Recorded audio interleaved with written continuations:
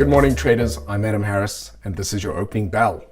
So in terms of economic Canada news scheduled for today, we do have CPI coming out at 10 a.m. this morning. We also have GDP out of the US at 1:30, as well as initial jobless claims. Now, I do expect some increased volatility around those incidents at that point. Do we have anything interesting with regards to earnings? Well, we have Alibaba, so we do have Alibaba. We have Deutsche Telekom. We have got EOG Resources, Moderna. You'll know Moderna obviously from the COVID vaccine.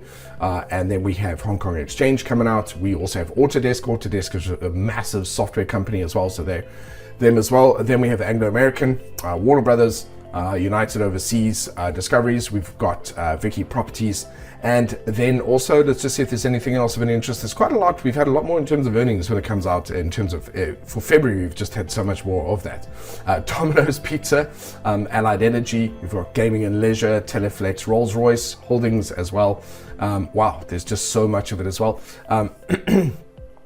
I just saw another one, Novacure as well. We've got Medical Properties, MCore, Dish Network. So we've got quite a few today in terms of earnings.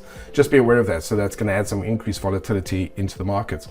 When I then have a look at the charts themselves, today is going to be a very interesting day. There is a very real possibility we're going to see that. I've been talking about that dollar strengthening. Today we could see that continue, but at the same time there's a difference. Today I think that there's also an equal possibility we could see it weaken. We've got a lot of equities and a lot of indices sitting at major levels. We've got commodities sitting at levels. We've got currencies sitting at major levels, and therefore I would be a little bit cautious until that US session opens. It is very possible that we might start to see the dollar actually potentially, we might see that dollar weaken. If I was to put a weighting to it, I think it's a 60-40 weighting, meaning that I think there's a slightly greater chance the dollar is going to continue to strengthen and a 40% chance that it's potentially going to turn around and start to weaken.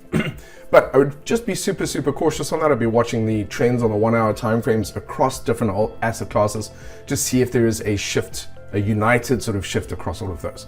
And that's really it for me. So today I would exercise some extra caution in terms of that, because we are likely to see a potential change in a shift in the wind.